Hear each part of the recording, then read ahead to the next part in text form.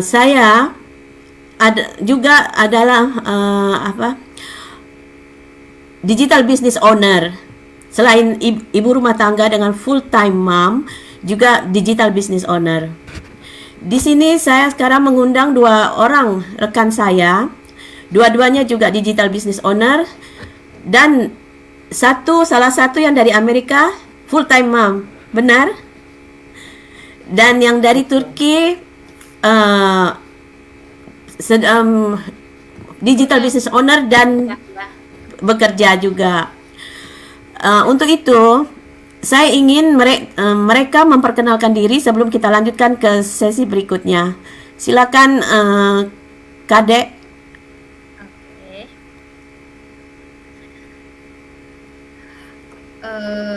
Halo, selamat malam dari Turki. Perkenalkan, nama saya Kadek. Saya tinggal di Turki, tapi asal saya dari Singaraja. Saya tinggal di Turki sudah 9 tahun dan saya juga menikah sama orang di sini dan saya juga business owner. Pekerjaan saya terapis di salah satu hotel di Turki. Background saya hanyalah lulusan sekolah dasar. Dengan lulusan saya yang sangat minim, saya harus kerja banting tulang. Mungkin itu dulu dari saya ya, perkenalan dari saya dulu. Oke, terima kasih Kadek. Silakan Iya. Siana. Ya, makasih banget udah diundang ke sini ya. Sebentar saya akan share bagaimana perjalanan bisnis saya sampai saat ini. Tapi sebelumnya, buat viewer di luar sana yang mungkin belum kenal saya, nama saya Shanati, saya berasal dari Indonesia, tepatnya dari Surabaya. Mungkin ada viewer di luar sana yang dari Surabaya, saya juga dari Surabaya loh. Oke, background saya adalah guru TK. Saya seorang istri, juga full time mom untuk ketiga anak saya. Mereka adalah semua cewek. Yang paling besar 13 tahun, yang paling kecil 6 tahun. Saya harus kehilangan anak kedua pada tahun 2015. Tapi Tuhan itu baik. Akhirnya saya mendapatkan anak yang paling kecil, yang sekarang masih umur 6 tahun. Selain itu, selain jadi full time mom, dulu sih saya cuma full time mom ya, tapi sekarang saya juga menjadi full time business owner di Pit saya. Oh, sebelumnya saya juga tinggal di LA sudah 16 tahun dan ya perjalanan saya di sini sebenarnya sangat banyak sih yang harus saya alamin selama saya di USA ini. Pertama melangkahkan kaki di USA itu tidak gampang. Ya, karena sebelumnya saya juga harus sebelumnya bekerja sebagai kasir di gas station maupun di food court. Itu benar-benar berat buat saya. Tapi puji Tuhan, begitu ketemu suami saya, akhirnya saya menikah, memiliki anak pertama, sampai saat ini 13 tahun, I'm a blessed full time mom. Mungkin segitu dulu ya Kak Eli. Thank you. Iya, terima kasih. Kita akan mulai dengan pertanyaannya. Ini kan topik yang akan saya bahas itu kan, digital business ini tidak mengenal apa latar belakangmu. Semua orang berhak sukses. Ada seperti ada idiom, from zero become hero. Iya kan? Berarti dari kita yang tidak tahu apa-apa, dengan bisnis ini kita diajarkan dari dasar sekali, step by step, sampai kita berhasil. Kita memiliki community yang sangat hebat, sangat solid, yang siap membantu kapan saja. Untuk itu, yang berdasarkan introduction tadi yang digambarkan oleh Kadek dan Siana tentang latar belakang, saya ingin tahu lebih rinci lagi latar belakang Kadek itu seperti apa sih yang sebenarnya?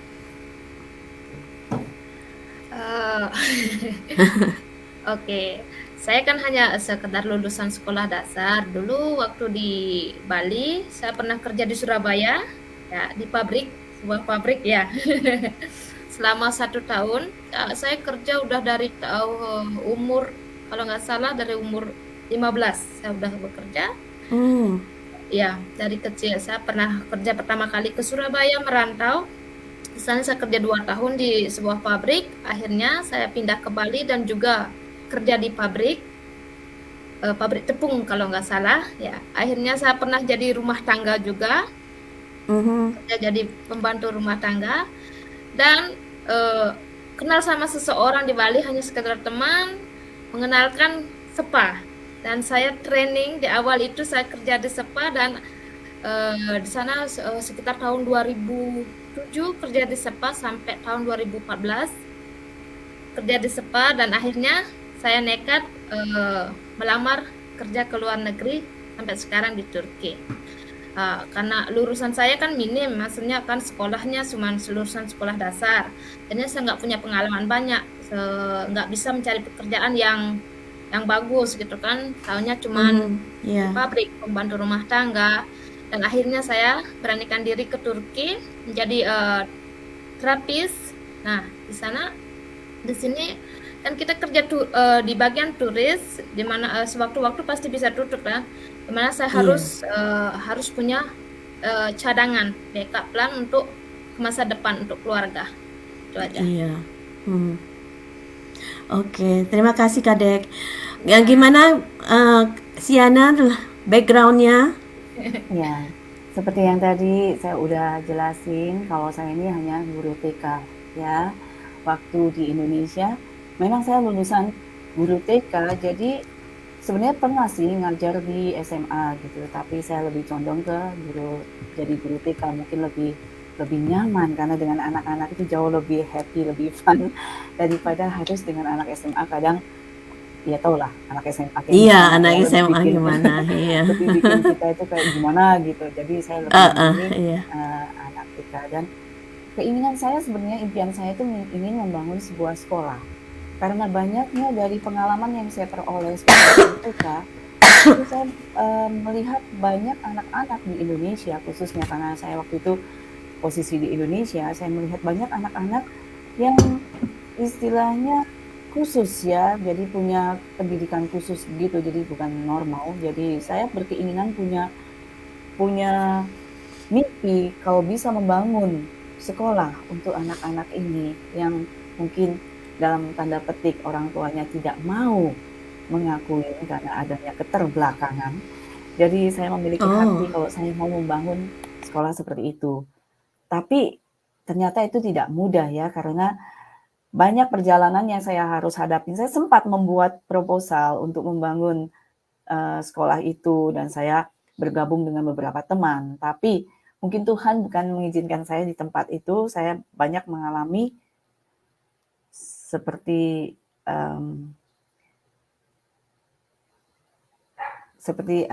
kayak ya, bukan bilang gagal sih, tidak ada gagal. Tapi itu lagi, saya berangkat ke Amerika, saya mencoba untuk belajar di sini mengenai hal tersebut, ya. Tapi nggak gampang, saya harus dealing dengan cuaca, dengan bahasa, juga dengan kondisi orang-orang di sini ya, kayak apa namanya, bagaimana sih orang di sini gaya hidupnya, itu saya perlu pelajarin banyak di sini. Dan ya puji Tuhan saya bisa melampaui itu 16 tahun, saya akhirnya bisa di sini, walaupun waktu itu saya berpikir wah berat juga karena saya bawa semua sertifikat ya, sertifikat keguruan saya ke sini. Awalnya saya berpikir mungkin saya bisa mendapatkan pekerjaan yang sesuai dengan yang saya mau, yaitu seorang guru TK. Tetapi saya mencoba apply kemana-mana, nggak gampang karena itu kita harus mulai dari awal lagi. Segala sertifikat yang ada yang saya bawa dari negara sendiri, begitu di sini sepertinya saya harus start over. Dan itu memakan waktu dan juga banyaklah hal-hal yang perlu kita pertimbangkan. Jadi saya memutuskan, oke, sambil menunggu waktu saya bekerja aja sebagai kasir di gas station dan di food court gitu. Tapi puji Tuhan ketemu suami, nggak lama saya menikah ya, setelah setahun saya di sini lalu kita menikah, lalu tahun berikutnya saya memiliki anak yang pertama. Ya, setelah itu saya udah officially full time mom sampai saat ini gitu. Oke, kalau saya ceritanya itu saya ikut suami. Kita menikah, terus saya ditinggal dulu di Indonesia, suami tinggal di Italia. Saya tinggal di Indonesia dulu selama 3 tahun. Setelah itu saya menyusul sampai menyusul ke Italia dan tinggal di sana dengan bahasa yang berbeda. Seperti kata Siana tadi, punya ijazah tapi nggak bisa dipakai gitu kan. Betul. Sekolah tinggi tapi ijazahnya nggak bisa dipakai, harus penyesuaian. Kalau mau dipakai belajar lagi gitu. Terus akhirnya saya memutuskan jadi ibu rumah tangga sampai anak kedua lahir. Setelah itu 8 tahun saya di Italia. Terus kita pindah ke UK. Oh, Pindah ke UK sekarang udah 7 tahun. Sama. Suami bilang jadi ibu rumah tangga aja. Saya tuh pusing gitu kan, di rumah aja nggak ngapa-ngapain, cuma antar jemput anak. Kepingin juga punya penghasilan sendiri gitu. Akhirnya apalagi sejak masa pandemi kemarin, iya kan, harga-harga tambah naik dengan perang dengan dua negara yang bersengketa ini, semuanya tambah kacau. Perekonomian di sini, harga mahal. Dan saya bersyukur bisa menemukan bisnis ini juga. Jadi saya bisa memulai ibaratnya menata kehidupan untuk masa depan, khususnya untuk anak-anak sekolah. iya. Itu tujuan saya. Sampai bergabung ke ini bergabung ikut menjalankan bisnis ini. Alhamdulillah, dilihat dari teman-teman yang di sini, ya kita seperti fun, challenge juga, banyak belajar hal baru, ya kan, dari tidak tahu menjadi tahu. Sungguh saya waktu yang bagaimana membuat iklan dari page begitu kan, mereka ajarkan step by stepnya, jadi kita mudah untuk mengerti. Dari yang kita tidak mengerti tentang menggunakan komputer, yang tahunya hanya pakai HP itu pun juga hanya untuk bikin browsing, hanya buka-buka Facebook aja. Sekarang bisa jadi income, menghasilkan. Itu pengalaman saya begitu. Oke, sekarang saya kepingin tahu tips dan trik menjalankan bisnis ini sehingga bisa sukses. Apa sih yang dikerjakan, apa sih yang dijalankan? Mungkin biar viewer yang di sana, yang di luar yang masih ragu-ragu bisa terinspirasi. Bisa dibagi tips and triknya. Ya, kalau dari saya sendiri ya, jika saya hanya lulusan SD bisa membangun bisnis ini, saya yakin semua viewer yang di luar sana pasti bisa. Kesuksesan tidak memandang sertifikat. Ya, saya sendiri buktinya saya nggak punya sertifikat apa-apa. Ya, saya hanya lulusan sekolah dasar yang dibilang sertifikat apapun saya nggak punya. Kerja di pabrik nggak ada sertifikatnya kan. Kerja pembantu rumah tangga juga nggak ada sertifikatnya. Nah, yang penting ada kemauan melakukan dengan hal yang baru. Itu aja kalau dari saya untuk viewer yang di luar sana. Oke, ya saya cuma mau nambahin sedikit ya. Meskipun saya seorang ibu rumah tangga yang awalnya dulu sempat bekerja sebagai kasir, ya tidak menutup kemungkinan. Dulu sih saya berpikir begini, waduh, kalau sudah punya anak, jadi ibu rumah tangga itu kan pasti pemikiran kita hanya ibu rumah tangga yang menjaga anak, yang hanya membersihkan rumah, ya istilahnya take care rumah. Tapi setelah pandemik itulah yang membuka mata saya. Waktu itu karena suami saja yang bekerja, jadi saya mengandalkan dia sebagai sumber penghasilan saya. Tapi setelah pandemik itu global, jadi seluruh negara ya, istilahnya seluruh dunia kena. Jadinya saya nggak mau berpangku tangan aja, karena pada saat itu juga suami saya harus dirumahkan. Dan itu benar-benar membuat saya kaget, ya, shock. Saya pikir, waduh, ini sumber penghasilan utama, kalau harus duduk di samping saya tanpa melakukan apa-apa, itu hal yang tidak mungkin, apalagi kita tinggal di negeri orang. Tidak semudah kalau kita misalnya tinggal di negeri sendiri, mungkin masih ada saudara, ada keluarga. Nah, jadi waktu itu saya menemukan 90 menit free webinar, ya sebenarnya suami yang menemukan. Tapi kami berdua mencoba apakah ini bisnis yang cocok buat saya sebagai ibu rumah tangga atau tidak.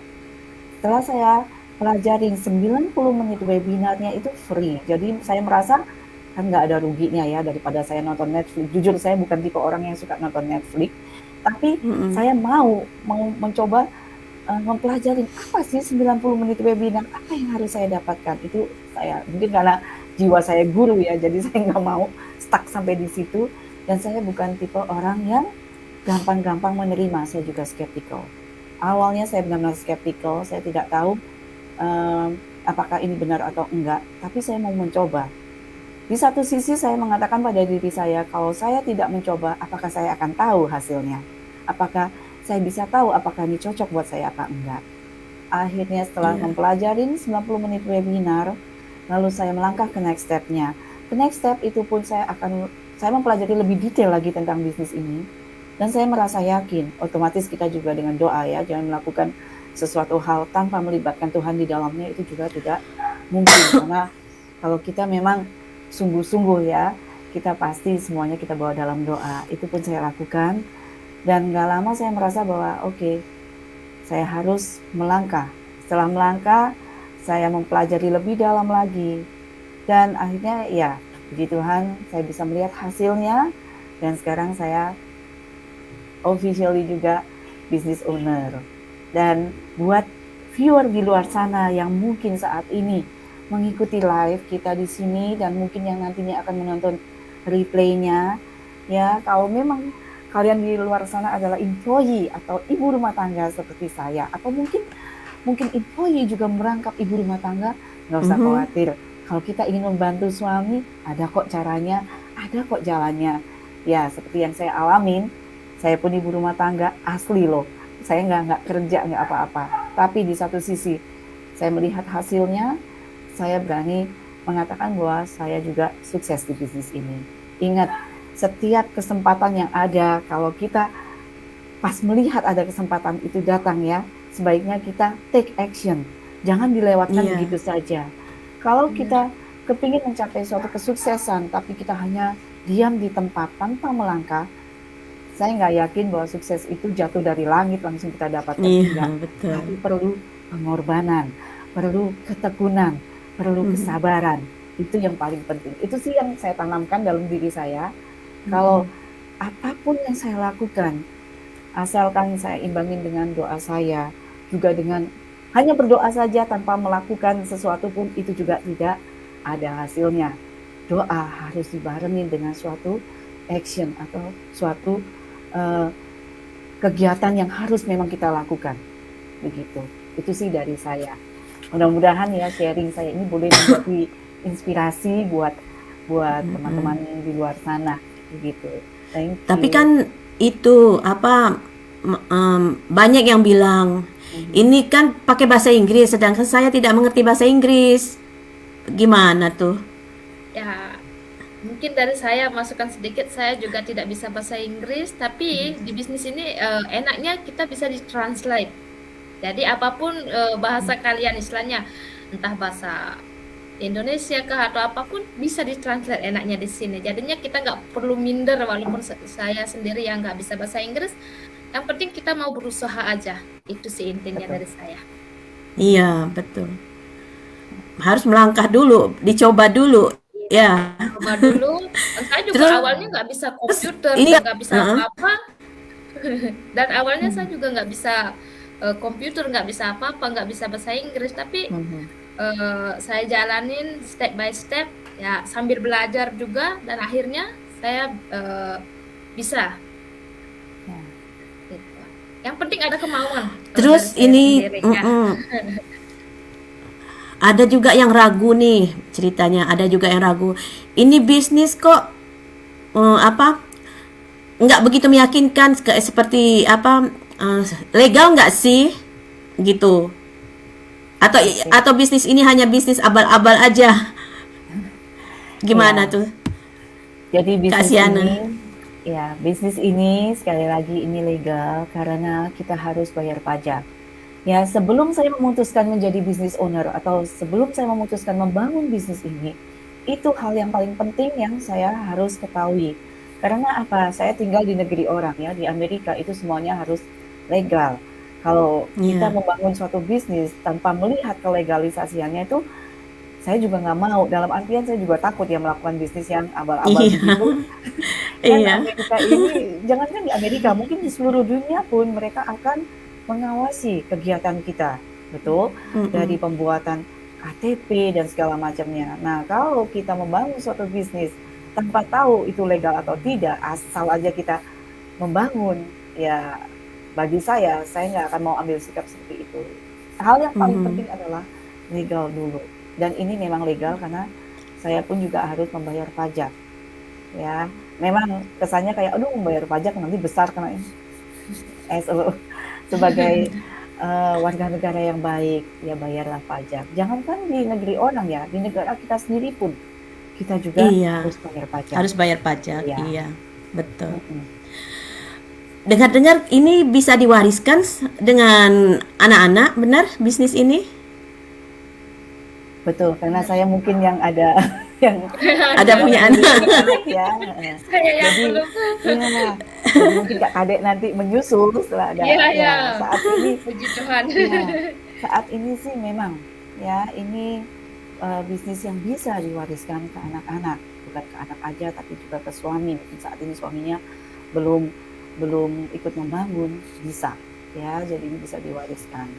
Begitu karena kan Diwariskan ke keluarga terdekat, ya. betul, karena usia kita itu semakin hari bukan semakin muda, Mm-mm. jadi otomatis sometimes kadang kita bisa tiba-tiba nggak kuat sudah melakukan bisnis ini, walaupun online bukan berarti kita sok-sok mengaku bahwa oh saya pasti kuat, enggak. Oleh karena itu kita bisa wariskan ke anak kita di saat kita udah pensiun, anak kita udah ada bekal sendiri dari bisnis ini, begitu. Oke.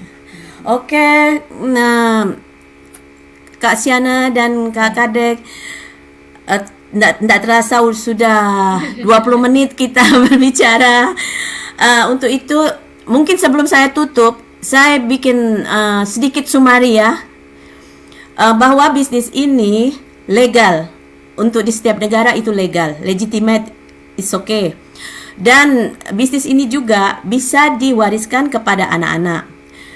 Bisnis ini juga bisa dijalankan oleh siapa saja tanpa memandang latar belakang. Untuk itu, jangan ragu. Register ke website yang ada di banner ini, dan tonton free webinar 90 menitnya. Oke? Terima kasih semua.